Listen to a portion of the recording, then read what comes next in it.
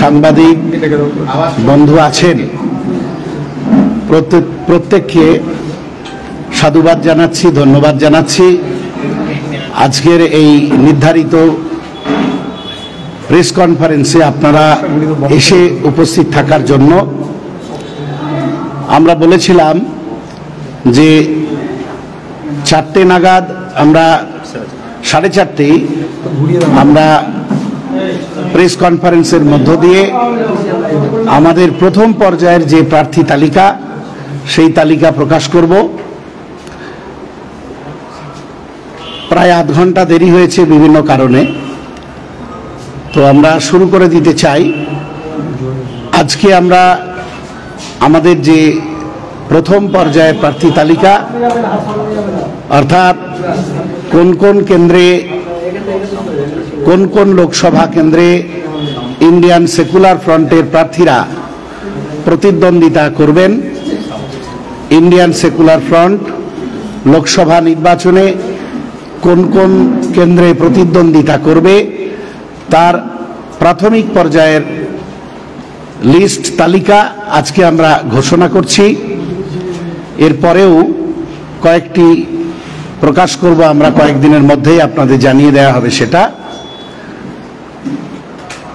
এখন আমি সকলকে বলবো যে আপনারা একটু লক্ষ্য করুন, লোকসভা কেন্দ্রিক লোকসভার নাম এবং প্রার্থীর নাম, যিনি আইএসএফ এর পক্ষে প্রতিদ্বন্দ্বিতা করবেন তার নাম আমরা ঘোষণা করছি।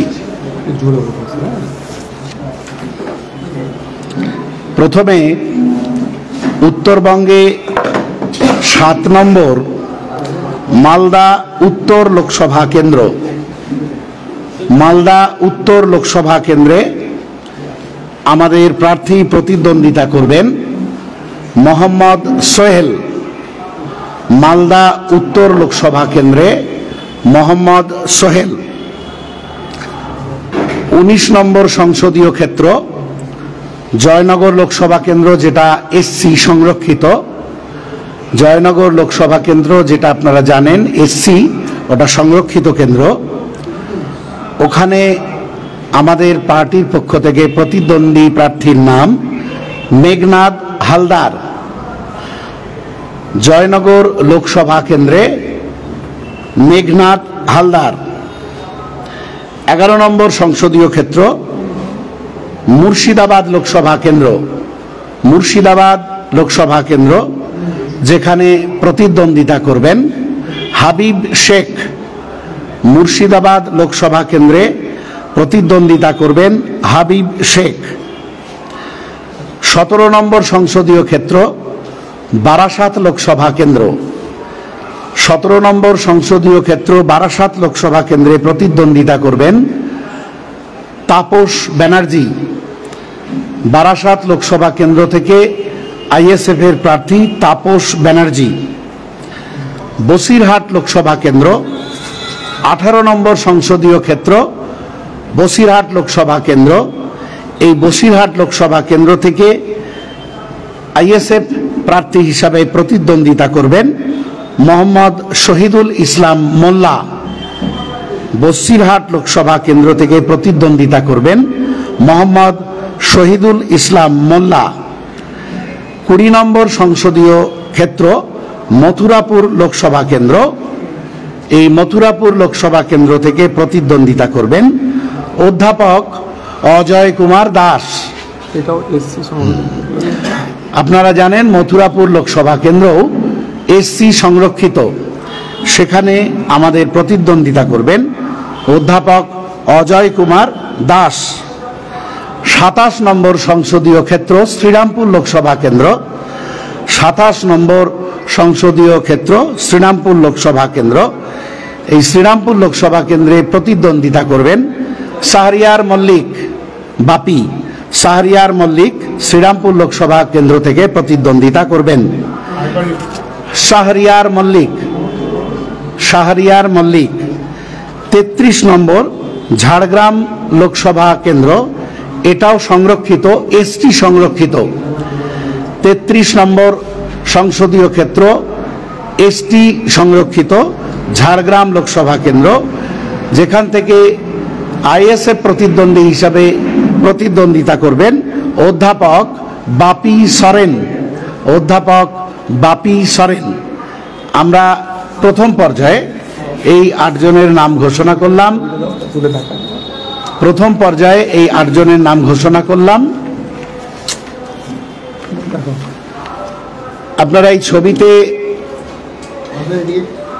ছবিতে দেখতে পাচ্ছেন এই 8 জনের নামের সঙ্গে সংসদীয়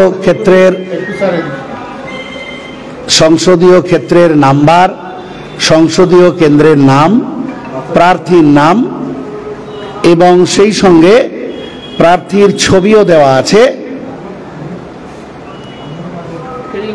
আমরা প্রথম পর্বের এই 8 জন প্রার্থীর নাম আজ ঘোষণা করলাম। প্রথমে যেগুলো বলেছিলেন তার ভেতর থেকে কটা আছে? প্রথমে যে 8টা কেন্দ্রে আপনারা প্রতিদ্বন্দ্বিতা করতে চাইছেন, আরেকবার বলে দেব। মালদা উত্তর লোকসভা কেন্দ্রে প্রার্থী হয়েছেন মোহাম্মদ সোহেল। মুর্শিদাবাদ লোকসভা কেন্দ্রে প্রার্থী হয়েছেন হাবিব শেখ। বসিরহাট লোকসভা কেন্দ্র থেকে প্রার্থী হয়েছেন মোহাম্মদ শহীদুল ইসলাম মোল্লা। ঝাড়গ্রাম লোকসভা কেন্দ্র থেকে প্রার্থী হয়েছেন অধ্যাপক বাপি সরেন। জয়নগর এসসি লোকসভা কেন্দ্র থেকে প্রার্থী হয়েছেন মেঘনাথ হালদার। বারাসাত লোকসভা কেন্দ্র থেকে প্রার্থী হয়েছেন তাপস ব্যানার্জি। মথুরাপুর লোকসভা কেন্দ্র থেকে প্রার্থী হয়েছেন অধ্যাপক অজয় কুমার দাস। শ্রীরামপুর লোকসভা কেন্দ্র থেকে প্রার্থী হয়েছেন শাহরিয়ার মল্লিক বাপি।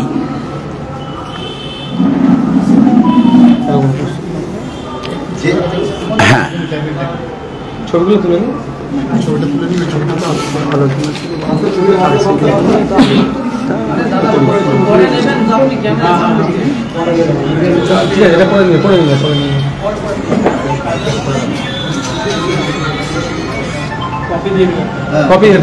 কপি একটা করে প্রত্যেকে পেয়ে যাবেন।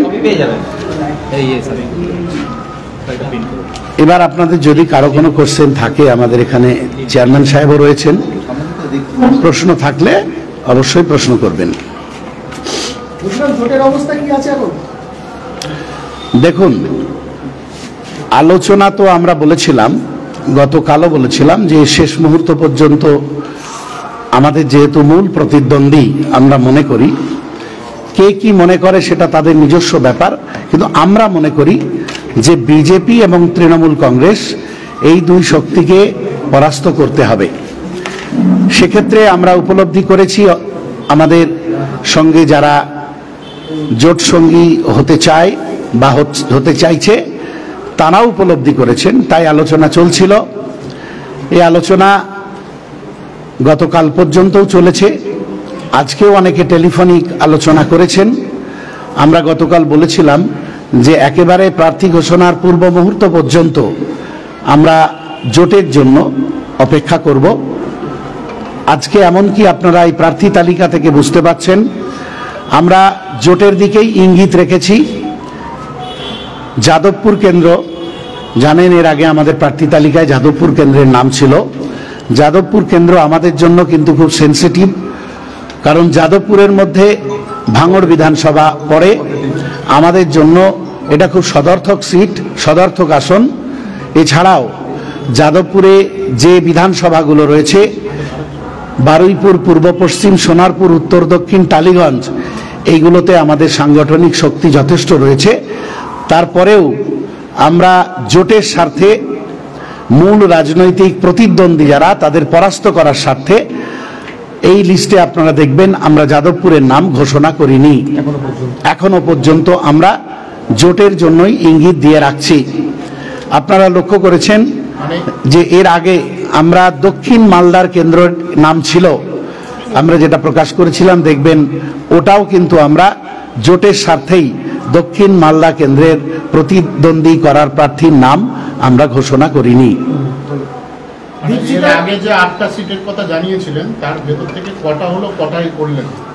সাধারণভাবে দেখবেন খুব বেশি নাই, 2-3টে এদিক ওদিক হয়েছে। সেটা জোটের জন্যই দীর্ঘ পরপর আলোচনা হচ্ছে। আলোচনা চলার জন্য আমরা এই সিটে অল্টারনেট কিছু করতে হয়েছে আমাদের।